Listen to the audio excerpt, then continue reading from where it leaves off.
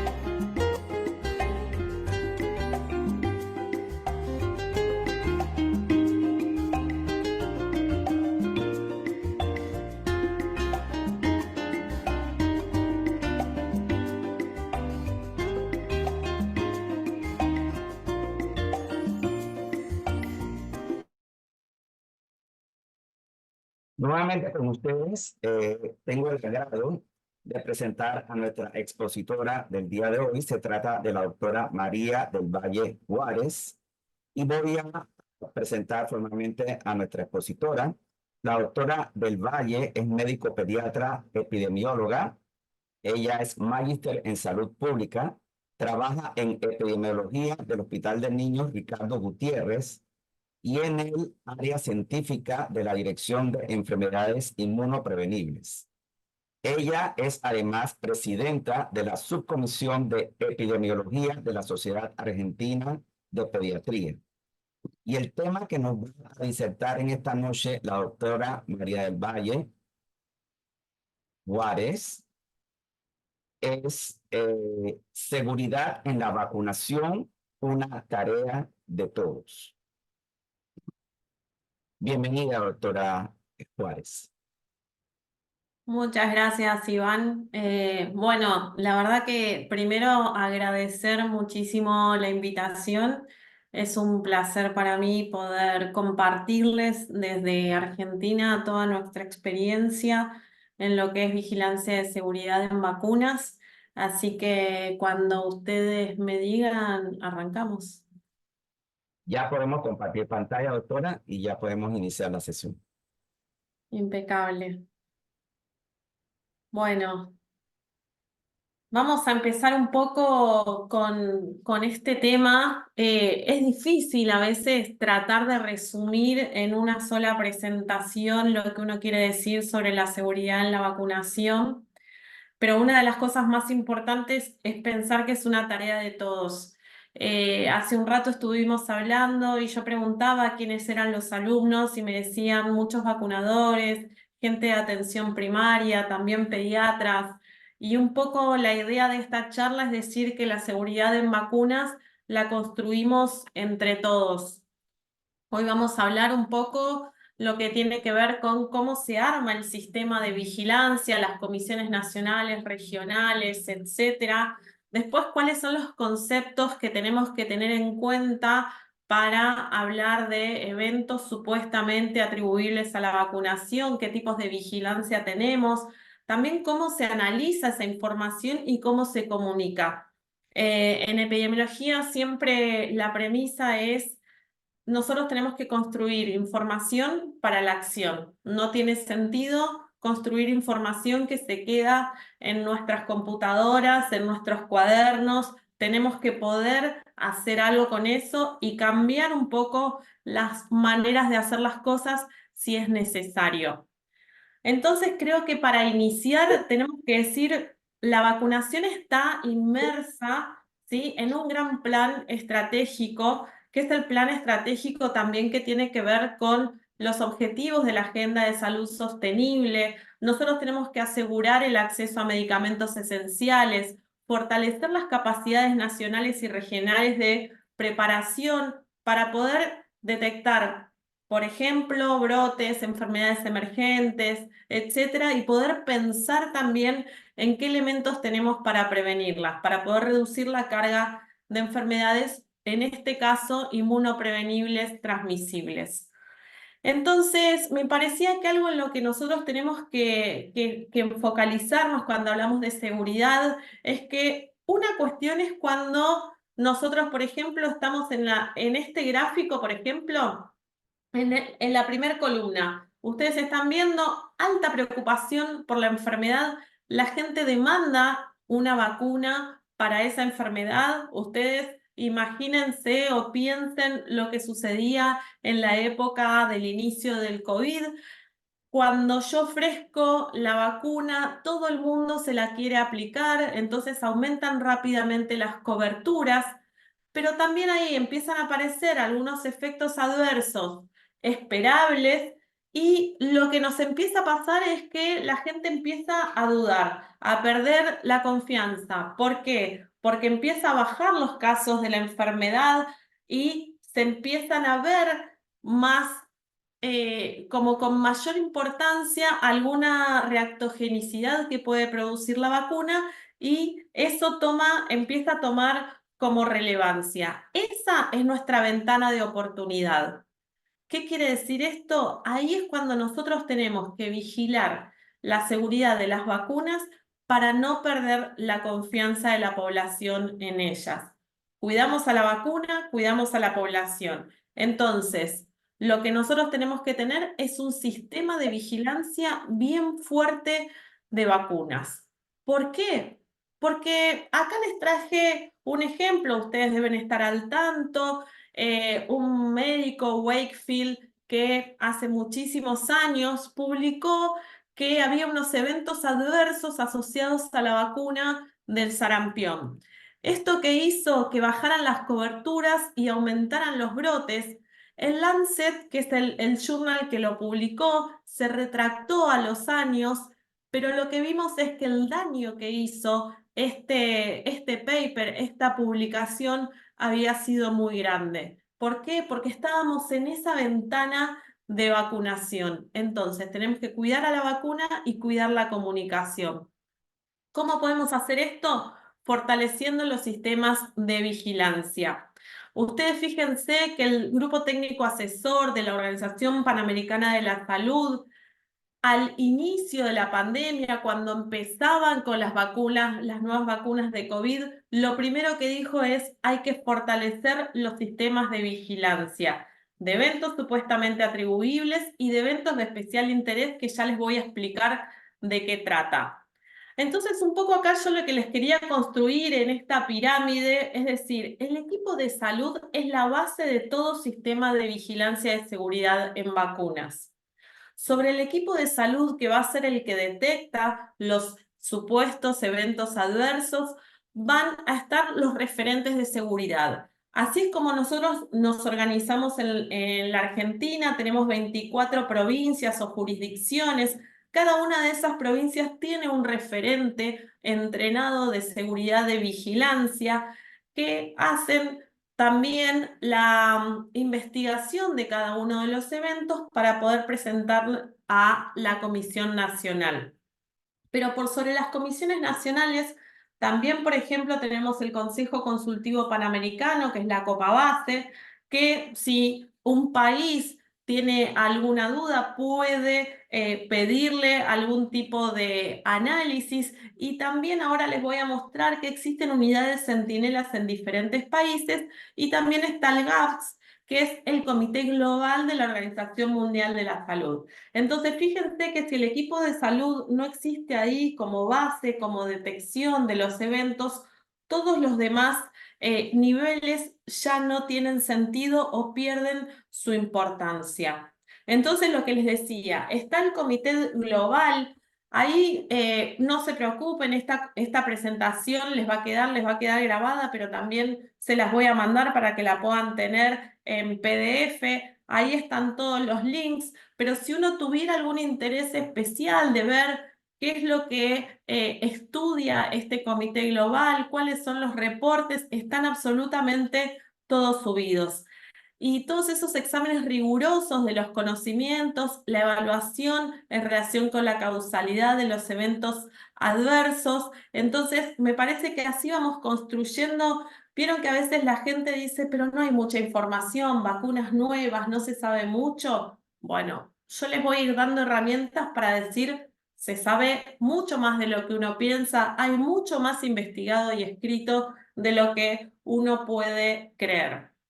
Entonces, como les contaba, también tenemos el comité a nivel panamericano, ¿sí? Muchas caras conocidas, muchos de ellos son pediatras, y lo que hace es proporcionar un asesoramiento independiente. Y esta es una de las palabras más importantes para pensar en los comités que hacen vigilancia de seguridad en vacunas. Son comités que tienen que estar muchas veces por fuera de los ministerios, asesoran al ministerio, ¿sí? El ministerio puede formar parte, pero necesitamos expertos que se puedan expedir con total independencia, proporcionar recomendaciones y servir como un organismo de confianza. También vamos a ver que es importante la comunicación de riesgo cuando uno habla de seguridad en vacunas. ¿Qué datos reportan los ministerios de salud y los comités nacionales? ¿Cuántos CESAVIS tenemos? ¿Cuántos CESAVIS graves o no graves hay?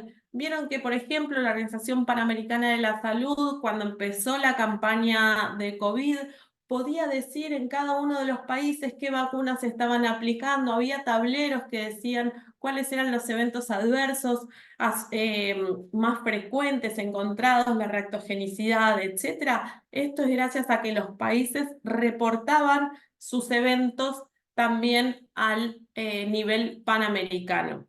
Entonces, también es importante que el país tenga una Comisión Nacional de Seguridad.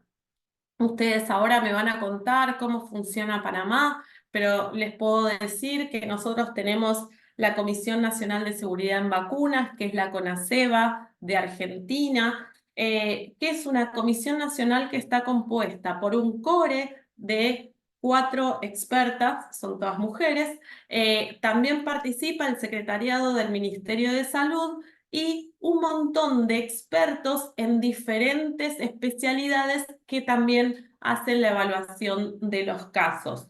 Entonces, todos los países tienen que establecer un proceso para la evaluación de estos casos y ya les voy a explicar qué es esto de causalidad, pero es empezar a construir la información. Entonces, las bases van a identificar los casos, van a ayudar en la investigación, pero necesitamos también un comité independiente que pueda hacer la evaluación. Y un poco contarles también que esto no es de la noche a la mañana.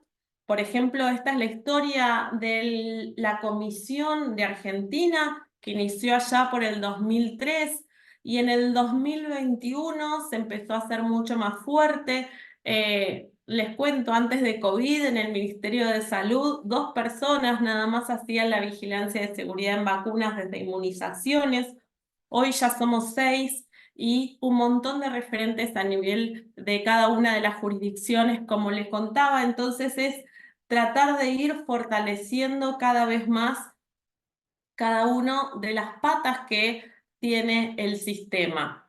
Entonces, el sistema regional de vacunación segura es una gran rueda en la que entran muchos componentes como el almacenamiento y distribución, la inyección segura, tener vacunas de calidad, que eso me lo va a decir la Autoridad Regulatoria Nacional, tener una vigilancia de ESAVI, una investigación sistemática y rápida de los ESAVI y prevención y manejo de crisis. Lo que les contaba, esto es información para la acción, ¿sí? Yo puedo detectar un error y tomarme todo lo que tenga que hacer para resolverlo, comunicarlo también. Entonces, la idea de estos reportes no es culpar a las personas porque todos los que trabajamos nos podemos equivocar, pero sí saber cómo podemos hacer para equivocarnos cada vez menos en el caso de los errores programáticos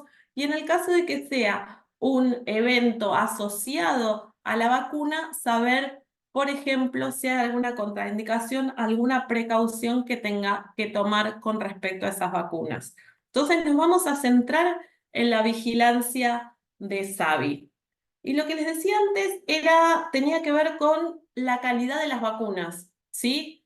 Esto es previo, o sea, la evaluación de la calidad de las vacunas lo hace la Autoridad Regulatoria Nacional, en nuestro caso se llama ANMAT, ustedes me van a contar quién es la Autoridad Regulatoria de Panamá, pero la idea es que la Autoridad Regulatoria es la que evalúa todos los ensayos de fase clínicas, preclínicas, etcétera, que tiene la vacuna que se va a aprobar o no. Entonces ahí, con la aprobación y la licencia de la vacuna, recién ahí nosotros vamos a empezar a pensar, por ejemplo, en incorporar una nueva vacuna al calendario o las vacunas que se dan en la práctica privada.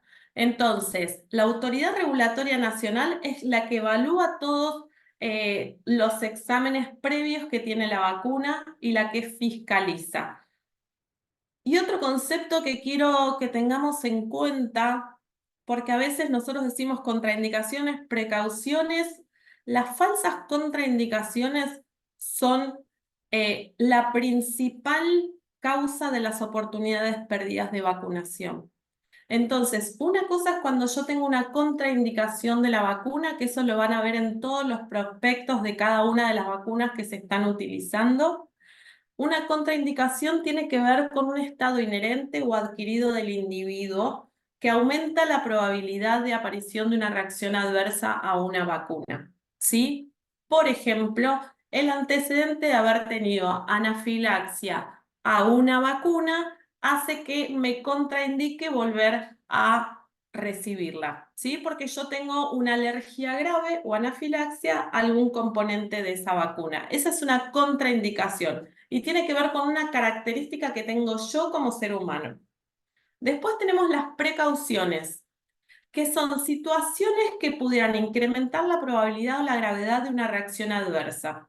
Yo les voy a dar acá un ejemplo, por ejemplo, la vacuna de fiebre amarilla, una precaución es darla a partir de los 60 años, porque a partir de los 60 años yo sé que pueden tener más probabilidad de eventos adversos que los que tienen menor edad. Entonces esas son precauciones. ¿Es una contraindicación?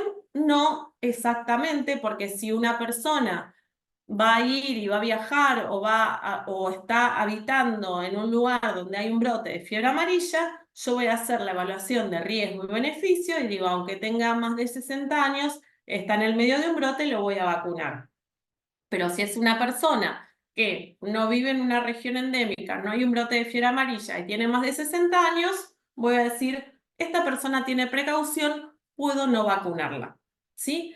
Esto es muy diferente que las falsas contraindicaciones. Y acá les hice un listado así medio random de un montón de contraindicaciones que vemos mucho en la práctica diaria, ¿sí? Por ejemplo, cuando los chicos están con un poco de mocos y ya se dice no se puede vacunar, o cuando tiene antecedente de asma, eczema, alguna atopía. La historia de síndrome de Guillain-Barré, entonces no le dan ninguna vacuna más o porque está tomando antibiótico, o porque tuvo un registro de fiebre, porque está con tratamiento, por ejemplo, inhalado en el caso de los asmáticos, o porque está hospitalizado, ¿sí? Entonces, estas son falsas contraindicaciones. Son contraindicaciones que lo que hacen es aumentar las barreras de acceso a las vacunas y aumentar las oportunidades perdidas de vacunación. Ahí les dejé dos links que me parecieran muy interesantes, una es de la Asociación Española de Pediatría, otra es de la página nuestra del Ministerio que habla sobre mitos, sobre vacunas, que tiene mensajes que me parece que están buenos para poder retomar, adaptarlos y ustedes poder trabajarlos desde la Sociedad Panameña de Pediatría. Otra cosa que tenemos es la precalificación de vacunas. Vieron que usamos muchas vacunas que vienen del fondo rotatorio. Entonces, también la Organización Mundial de la Salud lo que hace es asegurar que esas vacunas adquiridas tengan las condiciones de uso para los programas nacionales de inmunizaciones. El proceso de precalificación se fundamenta en el fortalecimiento de los sistemas regulatorios. ¿Sí? Entonces, las vacunas precalificadas quiere decir que están en condiciones de usarse en cada uno de los países que las adquieren. También tenemos que tener en cuenta la calidad y seguridad de las vacunas. Ustedes saben mejor que nadie todo el trabajo que requiere la cadena de frío, no perder esta o no tener desvíos en la cadena de frío o también lo que tiene que ver con la vacunación segura. Este me parece que es un manual que todos los que hacemos, que tenemos que ver con la vacunología, deberíamos sabernos de memoria. Es el manual de vigilancia de eventos supuestamente atribuibles a la vacunación e inmunización de la Organización Panamericana de la Salud. Se los recomiendo para los que quieran también empezar a trabajar desde sus lugares o si lo piensan también desde la sociedad, me parece que es un gran punto de partida. Entonces, detección y notificación de eventos para generar respuestas rápidas y apropiadas que permitan minimizar el impacto negativo en la salud de los individuos y en el programa de inmunizaciones. Como les decía, nosotros haciendo vigilancia de seguridad en vacunas protegemos a las personas de eventos adversos, de todas estas reacciones que les podríamos evitar y también protegemos al Programa Nacional de Inmunizaciones para que la gente siga confiando en las vacunas que nosotros les estamos indicando y administrando. Entonces, cuando hablamos de sistemas de vigilancia, podemos tener dos sistemas que pueden convivir, ¿sí? A veces lo podemos pensar en forma escalonado, cuando recién estamos empezando con la vigilancia de seguridad en un país, seguramente la modalidad que vamos a tener es una modalidad pasiva. Ante la introducción de una vacuna, lo que puedo hacer es intensificar esa vigilancia, y cuando digo vigilancia pasiva tiene que ver con desde los niveles centrales esperar la notificación espontánea de los niveles locales. Eso es la modalidad pasiva. Pero también tengo modalidades activas como son la vigilancia de unidades centinelas o el seguimiento de cohortes. ¿Qué quiere decir activo? Que yo voy a ir a buscar determinados eventos activamente, ¿sí? Entonces, tenemos esas dos posibilidades, las dos conviven. Yo lo que les recomiendo, siempre iniciar por la modalidad pasiva. Una vez que está bien fuerte, puedo también avanzar hacia la modalidad activa. Y la región avanzó en la modalidad activa y actualmente hay 38 hospitales centinelas en 10 países de Latinoamérica y en 3 países del Caribe inglés, y lo que hacen es poder detectar, los países lo que hacemos es ponernos de acuerdo para todos notificar en un sistema para poder tener señales de alarma, ¿sí? Vieron que cuando yo tengo eventos adversos que son muy infrecuentes, tengo que vacunar a muchas personas para poder ver algún evento adverso. Entonces lo que hago es juntar a todos los que se fueron vacunando de los diferentes países, reportar esos eventos y ver si tengo algo que me llame la atención o que requiera alguna acción por parte de los ministerios. Entonces vamos a meternos de lleno en lo que es un ESAVI. Hoy les venía diciendo ESAVI a ese, ¿verdad? Bueno, ESAVI es cualquier situación de salud no esperada que ocurre posterior a la vacunación y que no necesariamente tiene una relación causal con la vacuna o con el producto biológico. ¿Qué quiero decir con esto? Que es cualquier cosa que pase en una ventana determinada, que cada una de las vacunas va a tener una ventana determinada en la que pueda esperar algún evento adverso. En general hablamos de 6 semanas, es la temporalidad en la que yo busco algún evento adverso. Entonces, se aplicó una vacuna, yo a los 20 días tiene un síndrome de Guillain-Barré, lo tengo que notificar, ¿sí? Porque ya está en una ventana de temporalidad. ¿Quiere decir que este síndrome de Guillain-Barré fue ocasionado por la vacuna? No. Para eso voy a tener que hacer una investigación y una evaluación de causalidad, pero sí lo tengo que reportar para que se pueda investigar. Después también tengo los eventos adversos de interés especial, que esto tiene que ver también con la vigilancia más activa que les contaba de las unidades Centinela, ¿sí? Hay determinados eventos que yo voy a ir a buscar específicamente para ver si la vacuna está aumentando o no la frecuencia. Por ejemplo, tenemos la miocarditis, tenemos el síndrome de Guillain-Barré. En el momento, por ejemplo, de COVID se buscaba la enfermedad aumentada por vacuna, que no se registró, pero sin embargo los sistemas estaban preparados para detectarla en el caso de que ocurriera. Entonces, estos son eventos adversos de interés especial. Por ejemplo, en Argentina nosotros incorporamos hace muy poquito la vacuna de virus incisional respiratorio en personas gestantes y tenemos eventos adversos de interés especial que tienen que ver con prematurez, partos pretérminos, le iba a decir, bajo peso al nacer, etcétera, que son eventos que nosotros empezamos a vigilar específicamente porque no queremos que se nos escape ningún evento adverso que pueda llegar a ocurrir, así que son los que estamos... los AESI es como si uno pusiera una lupa en determinados eventos que no quiero que se me escapen. Eso es la definición que yo les daría como más fácil. Entonces, las características de una vigilancia de SAVI exitosa, ¿con qué tienen que ver? Con notificar oportunamente. De nada me sirve si yo, por ejemplo, tuve este Guillain-Barré y lo tuve en el 2022 y recién ahora le estoy contando a alguien que yo había visto. No, eso no sirve. Notificación tiene que ser oportuna. Lo mismo que si estoy hablando de un error programático. O sea, no me estoy dando cuenta y se están vacunando, por ejemplo, las embarazadas con triple bacteriana celular antes de la semana 20, que es, por ejemplo, una indicación que nosotros tenemos.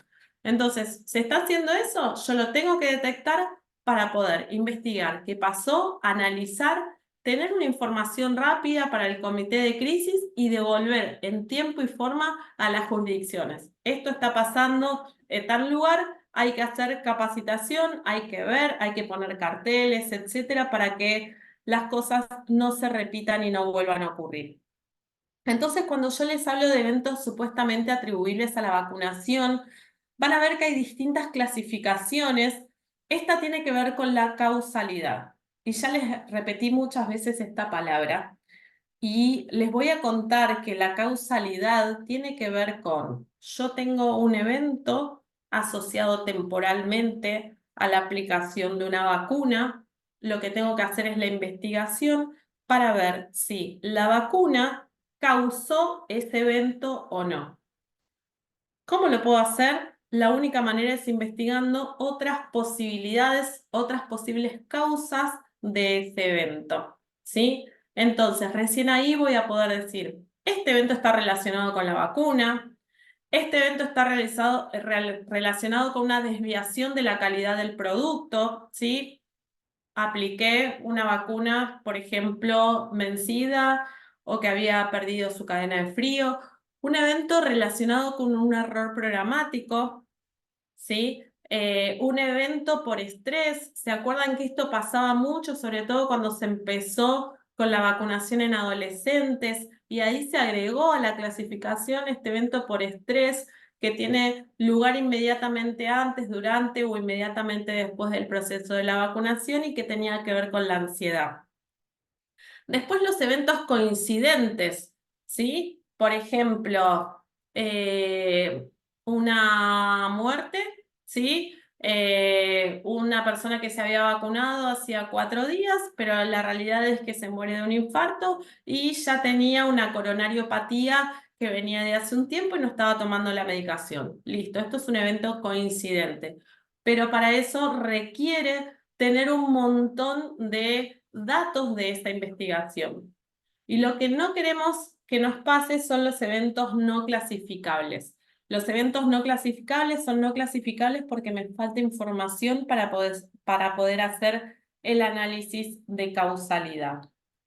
¿A cuáles son los ESAVI que tengo que notificar sí o sí, cuando empiecen con esa vigilancia pasiva? Los que no se pueden escapar son los que causan muerte del vacunado, que ponen en peligro inminente la vida del vacunado, que obliga a la hospitalización o prolonga una hospitalización, que causen discapacidad, que se sospeche que cause una anomalía congénita o muerte fetal, que se sospeche que cause un aborto. Esos son los ESAVIS graves.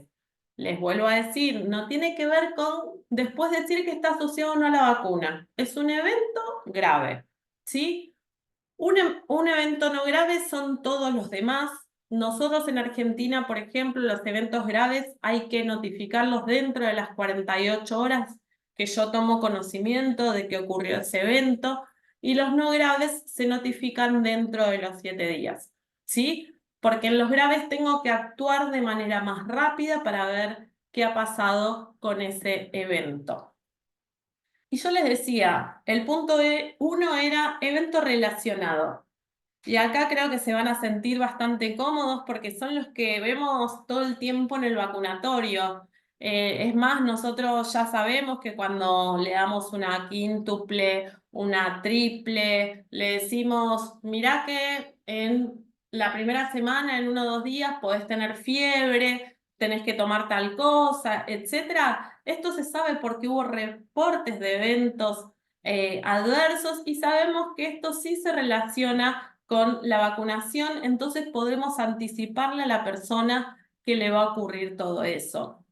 Y les digo, cuando uno anticipa al paciente todo lo que le puede ocurrir, lo que ganamos es absoluta confianza del paciente en nuestra práctica, ¿sí? Cuando nosotros en Argentina decimos el que avisa no traiciona, pero tiene que ver con esto, cuando uno avisa lo que le va a pasar, mira que te va a doler, se puede poner un poco rojo, hace que la persona se sienta confiada de lo que nosotros estamos haciendo. También hay eventos graves, ¿eh? Una triple viral, 1 en 30.000 vacunados puede producir una PTI o una trombocitopenia. 1 en 1.000.000 de vacunados de triple viral también puede tener una anafilaxia. Son cosas que tenemos que estar preparados. Por ejemplo, todos los vacunatorios deberían poder tratar y contener una anafilaxia. Tenemos que tener el kit a mano. Estas cosas pueden pasar, es 1 en 1.000.000, pero también hay que estar preparados para que suceda. Después tenemos los errores programáticos. Esto tiene que ver con un registro que esté mal, la contaminación de una vacuna o un diluyente, cantidad indebida de diluyente o que uso el diluyente de otra vacuna, que no esté verificando el empaque que garantice la esterilidad de las agujas o jeringas, o sea, que estén abiertas, una utilización inadecuada de agujas o jeringas. Por ejemplo, les cuento cuando, me acuerdo cuando había empezado la vacunación de rotavirus, por marketing venía, es una vacuna oral, pero venía como en una jeringuita. Entonces, muchos errores había que cuando se veía la jeringuita le ponían una aguja y la daban por vía intramuscular. Entonces, ante el reporte de estos eventos, lo que se hizo es ponerle carteles que decía que era una vacuna de uso oral y pedir que se modificara el packaging, ¿sí? Si uno quiere, de la vacuna para que no ocurrieran estos errores. Todo esto se hace gracias a que se reportan, ¿sí? Entonces, todos los ESAVIS causados por errores en la vacunación son eventos prevenibles. Entonces, los tengo que detectar, los tengo que notificar, evaluar para que no vuelvan a ocurrir. Y antes les decía, hay eventos que son muy comunes, hay eventos comunes o frecuentes, que son los que en general le voy a decir, bueno, puede tener fiebre en 1 o 2 días, no pasa nada. Hay eventos muy raros, ¿sí? Que es, por ejemplo, esto que hablábamos recién de la anafilaxia, es un evento muy raro y todo tiene una clasificación y una frecuencia que es según la cantidad de dosis aplicadas. Entonces, lo que les decía, vamos a tener que hacer la investigación, ¿sí? Para poder evaluar la causalidad. No los quiero marear con esto, pero quiero que sepan que cuando uno hace un diagnóstico, se basa en unos criterios de elegibilidad, ¿sí? Yo tengo que tener ciertos criterios para decir, bueno, este evento fue un síndrome de Guillain-Barré. Hago una lista de verificación de todo lo que tiene que tener ese diagnóstico. Voy a tener algoritmos que me digan las diferentes causas que puede tener ese evento y finalmente lo voy a clasificar. Entonces acá les contaba, la tengo hoy con el Guillain-Barré, que es una debilidad muscular, ¿sí? Que es de abajo para arriba o de arriba para abajo, depende, el que es clásico o no clásico. Pero, por ejemplo, tenemos a Ana, de 34 años, que concurre a la guardia, como antecedentes tiene hipertensión, tuvo COVID. Después de aplicarse la segunda dosis de vacuna, a los 10 días empieza con una cuadriparesia, o sea, con una parálisis, con hiporreflexia y una parálisis facial bilateral. Entonces, yo puedo empezar a pensar que esto es un síndrome de Guillain-Barré. ¿El síndrome de Guillain-Barré es causado por la vacuna? Bueno, tengo que ver. Lo que sé es que la incidencia basal es de 1 cada 100.000 personas al año, por X motivo van a tener este evento. Entonces tengo que empezar a ver, ¿y en mi país qué es lo que está sucediendo? ¿Cuál es la incidencia de esta enfermedad en mi país? Eso tiene que ver con construir las líneas de base. Necesitamos tener información, necesitamos usar información de diferentes lugares. Entonces voy a saber, bueno, yo espero tener un caso cada 100.000 habitantes en mi país. Y después tengo que ver qué es lo que está ocurriendo en los últimos años para saber si estoy dentro o fuera de lo esperado. Esto es lo que tiene que ver con las señales que les decía. Yo tengo una tasa esperada de un determinado evento y lo que tengo que analizar es si después de incluir o incorporar en un calendario o en forma masiva una vacuna, ese evento empieza a aumentar o sigue dentro de lo esperado, ¿sí? Esa es la vigilancia de señales.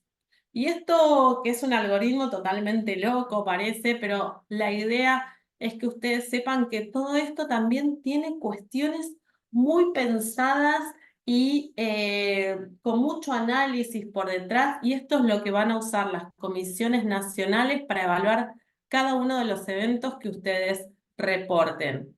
Van a ver que hay distintos algoritmos con diagnósticos diferenciales. Esto es todo lo que yo le voy a pedir a mi investigador que obtenga para poder tomar una decisión. cada país puede adaptarlo, ¿sí? Nosotros, por ejemplo, tenemos la Brighton Collaboration, es la que hace algunas propuestas y cada uno desde su país después lo va a adaptar a las posibilidades. Les cuento que, por ejemplo, estos algoritmos tienen acceso todos los referentes de seguridad de vacunas de nuestro país y también muchas cosas que están subidas directamente en la página. Entonces, reporte y análisis de SAVI. Para el diagnóstico voy a usar la Brighton Collaboration. Para los diagnósticos diferenciales, estos algoritmos con los diferentes tests. Y después las comisiones van a hacer el análisis de causalidad según la normativa de la Organización Mundial de la Salud. Y también yo lo que puedo estudiar son los conglomerados de SAVIs, ¿sí? Y esto tiene que ver también con esto que hablábamos, por ejemplo, de el uso erróneo porque no quedó claro si una vacuna era oral, intramuscular, y de repente mucha gente empieza a dar por vía intramuscular una vacuna que era oral. Bueno, reveamos, pongamos carteles, algo hay que hacer, y esos son conglomerados de SAVIs. Entonces, tanto el nivel local como el central son los que tienen responsabilidades en los sistemas de vigilancia. Es importante estandarizar los datos. Si vamos a hablar de diagnósticos, todos tenemos que llamarlos de la misma manera, y para eso, para estandarizar los datos, lo que les aconsejamos o nuestro recorrido fue poder usar Medra, poder usar el CIE-11. Vieron que hay como infinitas maneras de llamarle a lo mismo. Es más, yo desde Argentina, ustedes de Panamá, creo que seguramente en la mitad no nos vamos a poner de acuerdo y no le vamos a llamar de la misma manera, pero si todos usamos el mismo código, ustedes le llaman anafilaxis, yo le digo anafilaxia, pero si todos decimos que es un T78.2, no nos vamos a equivocar. Eso es la estandarización de los datos. Cuando yo estandarizo datos, también lo que puedo hacer es empezar a construir información sólida. Y ahí tenemos, por ejemplo, esto es para que ustedes vean que con toda esa información nosotros pudimos ir generando tableros, que son tableros de gestión, que nosotros lo que hacemos es ver si se está disparando o no alguna notificación en nuestro país. Entonces, señales de alertas y evaluar causalidad. Señales de alerta, acuérdense, si un evento se empieza a disparar, tengo que empezar a prestarle atención y ver qué pasó. Eso, por ejemplo, pasó, ¿se acuerdan con COVID, con las miocarditis? De repente los cardiólogos empezaron a decir, che, hay más miocarditis que las que esperaba. Y se están produciendo en adolescentes con la segunda dosis, listo. Entonces ahí se pudo empezar a investigar ese evento. Entonces, lo que les contaba, tenemos una metodología que usar, que puedan ser elegibles los eventos, tener una lista de verificación, usar los algoritmos y evaluar la causalidad. Pero no los voy a marear con todas estas clasificaciones que tienen que ver más con lo que hacen ya los comités. Simplemente decirles que tenemos como grandes, digamos, grandes formas de clasificarlos cuando los eventos están asociados a la vacuna, cuando los eventos son coincidentes o no, quiere decir que la causa fue coincidente, o sea que se asoció temporalmente, pero no tiene nada que ver con la vacuna. Y los indeterminados. Los indeterminados sobre todo pasan con las nuevas vacunas, es cuando todavía me falta un poco de información para asociar o no el evento, ¿sí? Y los inclasificables, que son la información no adecuada, los inclasificables son los que no queremos tener. Siempre queremos que entren dentro de ese semáforo de rojo, amarillo o verde, que puedan tener información adecuada disponible los eventos. Entonces, importante la retroalimentación de la información. Nosotros con toda esa información lo que hacíamos era hacer informes especiales y reportes que mostraran a la población qué es lo que estaba ocurriendo con cada una de las vacunas que se estaban aplicando, ¿sí? Y esto lo que hace es mostrar lo que está ocurriendo. Entonces, por ejemplo, podríamos decir, que la reacción local con fiebre, que la cefalea después de la vacunación o un síndrome pseudogripal era lo más frecuente que estaba ocurriendo. Entonces yo ya le puedo anticipar a la persona, mira que 2 días puede ser que te sientas un poco mal, esto tiene que ver con la vacuna, pero la realidad es que la vacuna te protege de tener una enfermedad grave. ¿Sí? Entonces, de esa manera generamos confianza y tenemos un poco más de confianza por parte de la población. También se toman decisiones. Bueno, tuvo una afilaxia, ¿qué hago? ¿Puede recibir otra vacuna? En este caso era de COVID. ¿Puede recibir una vacuna de otra plataforma? Todas estas decisiones las fue tomando también la Comisión Nacional de Seguridad en Vacunas. Y antes de terminar, no quiero dejar de mencionar la comunicación de riesgo en vacunas. Es fundamental para prever crisis de confianza, ¿sí? Tenemos que descartar mitos y reemplazarlos por evidencia. Comunicar los riesgos asociados a no vacunarse. Eso es importantísimo para poder también tener más confianza por parte de la población. La comunicación de riesgo tiene 3 fases. Una fase es de preparación, otra de implementación y otra de evaluación. Es importante nosotros prepararnos para lo que viene, ¿sí? Entonces, para después poder tener un programa bien fuerte y que también se vaya monitoreando, ver si hay algo que le está haciendo ruido o no a la población con determinadas vacunas para poder dar respuestas. Entonces, manuales de vigilancia tenemos muchos. Estos son los que yo les recomiendo. La realidad es que lo que nosotros necesitamos es llevar adelante todo este proceso de vigilancia y de seguridad que les vuelvo a decir, empieza con la notificación. Si quieren introducir una nueva vacuna, pongan mucha foco en la vigilancia de seguridad en vacunas. Eso es un gran aliado para después tener la confianza de la población. Y los dejo entonces con algunos, me hago la canchera porque tenemos un país muy lindo, sé que el de ustedes también, pero bueno, y quedo para las preguntas. Excelente la participación de nuestra expositora, no esperábamos menos.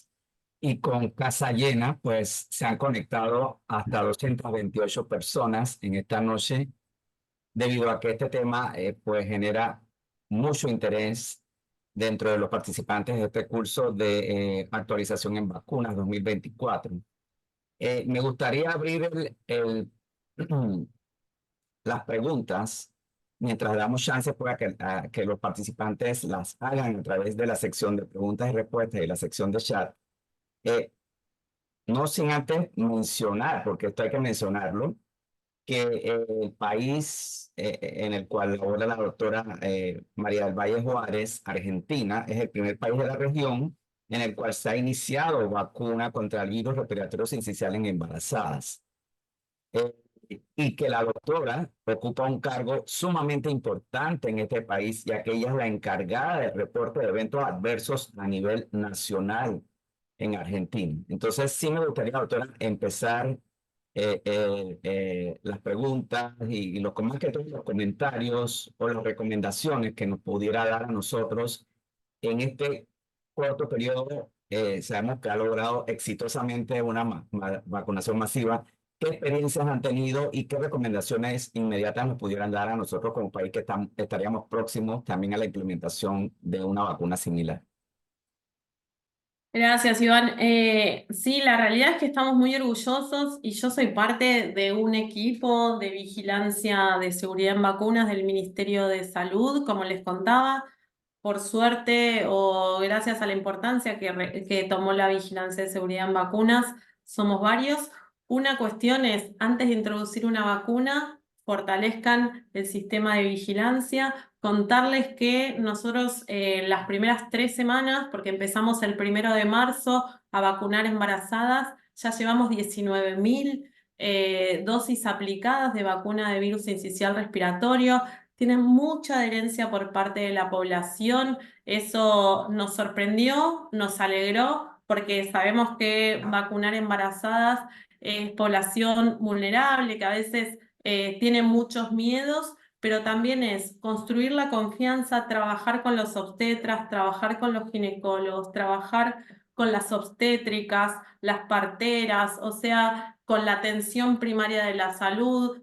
Todos tenemos que estar un poco de acuerdo, todos tenemos que tener el conocimiento para que la población tenga confianza en las indicaciones que nosotros estamos dando. Así que la realidad es que estamos muy contentos, iniciamos hace muy poquito, pero la verdad es que se hizo de la mejor manera. La gente le tiene bastante miedo y esto era lo que les decía antes también, que tiene que ver con la percepción de riesgo de una enfermedad, a la bronquiolitis, al virus incisional respiratorio. Todos le tenemos mucho respeto, también las madres, los padres, entonces la adherencia a la vacuna fue muy, muy grande.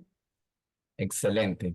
Doctora, aprovechando la coyuntura de que actualmente en nuestro país estamos en una campaña de vacunación de sarampión, en su experiencia, ¿hay eventos adversos graves reportados luego de la aplicación de la vacuna MMR?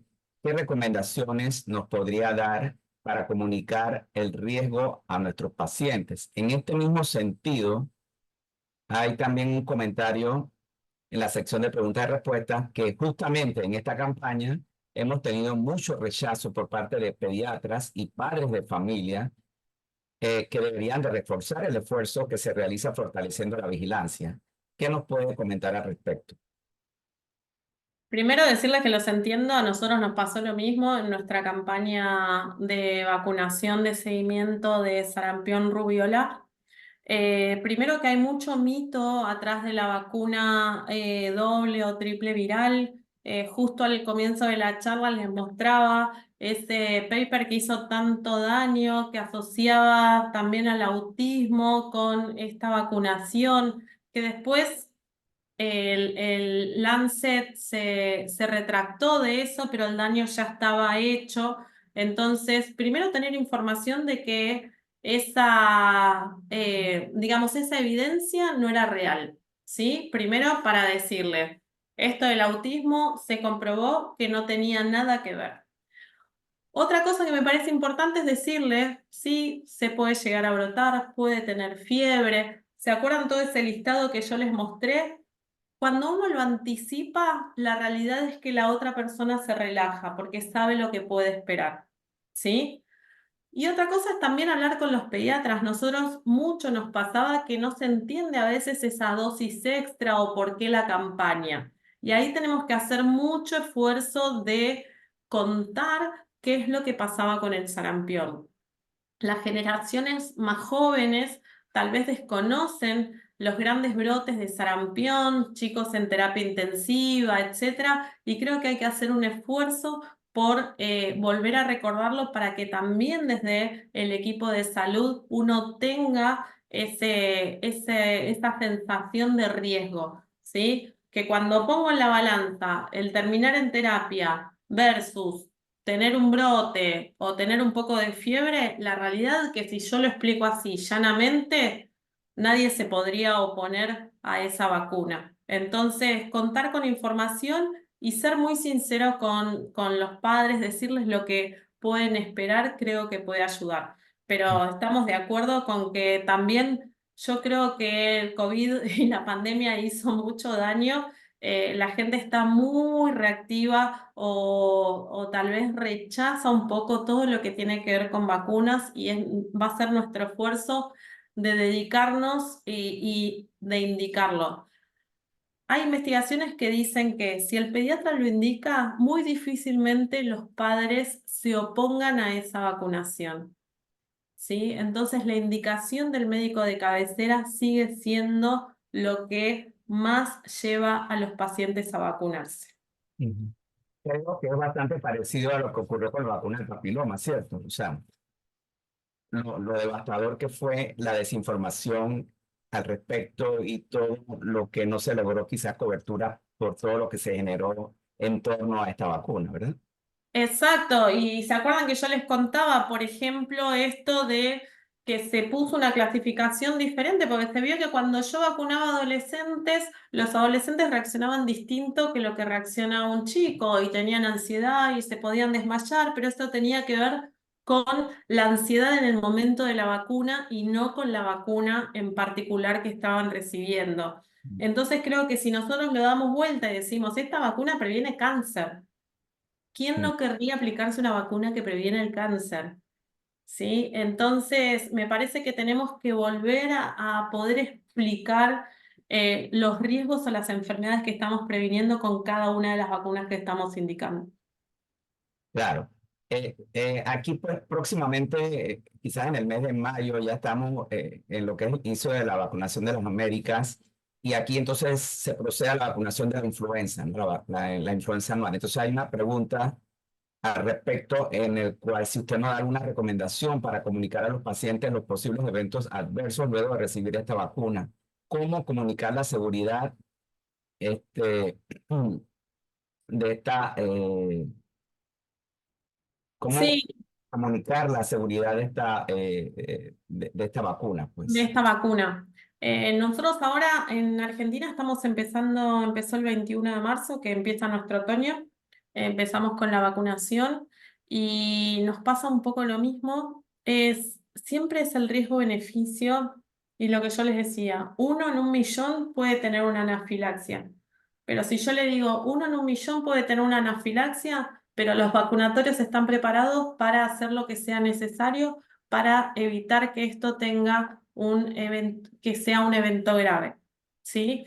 Si yo digo 1 en 10 millones puede tener un síndrome de Guillain-Barré, pero la realidad es que lo que prevengo es, si usted tiene diabetes, si usted tiene una enfermedad pulmonar crónica, lo que le estoy previniendo es la ocurrencia de una influenza, terapia intensiva y muerte. ¿Sí? Entonces, de nuevo, volver a siempre estar tratando de mostrarle la balanza del riesgo y el beneficio. Negar que las cosas pueden ocurrir me parece que no es la forma, es decir, esto puede ocurrir, pero es mucho más probable que te ocurra todo esto como la enfermedad grave, mortalidad, etcétera. Creo que eso es lo que uno tiene que ir tratando de transmitir. Claro. Dado el tema que estamos presentando la noche de hoy y no salirnos pues tanto del tema, sí me gustaría ver si Anita, que está presente, nos puede responder en cuanto a la pregunta que cuál dentro de nuestro país, pues dónde se puede reportar los datos de vigilancia. Buenísimo. Muchas buenas noches a todos. La vigilancia epidemiológica en el país está a cargo de la Dirección de Farmacias y Drogas, y eso es muy importante saberlo. Existen formularios de nuestro país que se pueden descargar de la página del MINSA, y ahí se reportan todos los eventos adversos. Particularmente yo trabajo solamente en una clínica privada, y cada vez que nosotros tenemos un evento posiblemente asociado a la vacuna, ya sea eritema en el sitio de la aplicación o una fiebre de 41 que logró 48 horas, nosotros lo reportamos a este sistema. Entonces, esto es una responsabilidad. También es nuestra responsabilidad como pediatras, como miembros del sistema de salud, saber que existe este formulario, saber que esto se puede reportar por email y que se puede llamar al centro de salud que nos toca a nosotros en la región donde trabajemos. Por ejemplo, yo trabajo en Costa del Este, tengo que reportar al centro de salud de Juan Díaz, y es aportar el granito de arena para que todo el sistema funcione. Hasta donde yo tengo entendido, pero puede ser que esto sea desconocimiento propio, por favor, si hay alguien en la audiencia que sepa, no tenemos como un comité como el de Argentina, pero repito, puede ser desconocimiento propio, pero me encanta esto que la doctora María del Valle nos está compartiendo, porque son ejemplos que podemos seguir, y si se hace en otros países, quizás nosotros también podríamos emular y inspirarnos en cómo se hace afuera. También, doctor, veo que hay, yo que tengo acceso a este chat de preguntas y respuestas, muchas personas que nos dicen los pediatras desaconsejan la vacuna contra el sarampión y no están a favor de la campaña de vacunación. Por favor, yo les pido, no generalicen. Muchos pediatras estamos en pro de la campaña de vacunación y hacemos todo un esfuerzo enorme por apoyar cada una de las estrategias que pone el Ministerio de Salud. Entonces, por favor, cuando hablen de los pediatras, no nos pongan a todos en la misma bolsa. Claro. Hay algunos que no lo hacen quizás y que desinforman y que no están alineados, pero por favor no somos todos. De hecho, les doy una primicia, desde el Comité de Vacunas hicimos 2 documentos, un boletín explicando sobre la importancia de la vacunación contra el sarampión destinado a pediatras, a profesionales de la salud, para que entendamos por qué es importante esta campaña de seguimiento. Y también un comunicado a los padres pidiendo por favor que autoricen la vacunación de sus hijos. Esto es tarea de todos, todos tenemos un rol y no ganamos nada tirándonos la culpa unos a otros. Entonces, quería hacer este comentario ya que me dio la palabra. Claro. Quisiera, pues, lastimosamente, doctora, usted, su tema y su presentación han generado un sinfín de preguntas que nos pudiéramos quedar una hora más aquí, pero aprovechando su participación y su experiencia, quisiera cerrar como última pregunta y un comentario final por su parte. Una pregunta que nos hace una colega acerca de que si nos pudiera ampliar un poco de cómo se debe llevar una vigilancia activa de los eventos supuestamente asociados o vinculados a la vacuna. La vigilancia pasiva se hace a través del llenado del formulario de notificación obligatoria de los ESAVI y la activa sería una búsqueda. ¿Pudiera ampliar un poco? Exacto, es así como lo estás diciendo. La vigilancia activa es la búsqueda activa de ciertos eventos. Yo voy a determinar cuáles son los eventos que quiero vigilar específicamente, por ejemplo, lo que les contaba, prematurez, muerte fetal, hipertensión materna, etcétera. Entonces voy a tener un centro en donde yo esté registrando absolutamente todos esos eventos. Después voy a ver si estaba vacunada o no estaba vacunada, por ejemplo, la embarazada. Pero esas son las búsquedas activas. Distinto es cuando yo estoy haciendo una vigilancia pasiva, entonces al vacunado que tiene una relación temporal se notifica porque tuvo determinado evento. Pero ahí les recomiendo, si están interesados en lo que es vigilancia activa, que accedan creo que en la página de la Organización Panamericana de la Salud van a tener algunas cosas sobre las unidades Centinela. Ahí pueden, y si no me escriben, no hay ningún tipo de problema, ahí les dejé mi mail. Pero bueno, decirles que me parece que tenemos las mismas problemáticas en todos lados, que sepan que esto lleva mucho tiempo, por eso les quería mostrar esa línea de tiempo. A nosotros nos llevó 20 años poder tener un sistema más fuerte, pero en algún momento hay que empezar, ¿sí? A lo mejor si tienen el plan de introducción de alguna vacuna, es una gran excusa para empezar con una vigilancia más estandarizada y más completa. Esto que decía Ana también, tener una comisión independiente de expertos, también hace que la población y los mismos pediatras o médicos puedan confiar más en las indicaciones. Y es esto, es un trabajo de todos. No es fácil, todos sabemos que no es fácil, pero se puede también. Bueno, lastimosamente todo lo bueno llega a su final. No quisiéramos realmente despedirnos de usted. Quisiéramos quedarnos aquí más tiempo retroalimentándonos y que nos comparta la experiencia, la gran experiencia que usted ha tenido. Estamos pues a la espera, como nos prometió, de compartirnos su presentación en formato PDF.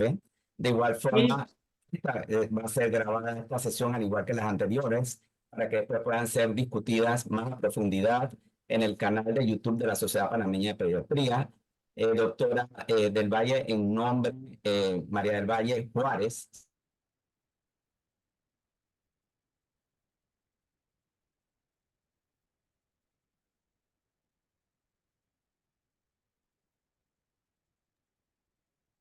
Creo que perdimos al doctor y Creo yo que sí, voy. Bueno, creo que pensé que lo era yo perdimos, quien pero había... ya terminamos. Así que muchísimas gracias. Para mí es Mavi, fue mi residente superior y yo digo que he aprendido mucho de ella y sigo aprendiendo. Muchas gracias por compartirnos toda esta información y al resto de los asistentes, gracias por conectarse y nos vemos el próximo martes a las 7 de la noche. Muchas gracias, Mavi. Bueno, gracias a ustedes. Gracias, siempre vas a hacer Anita. Adiós, adiós. Chao.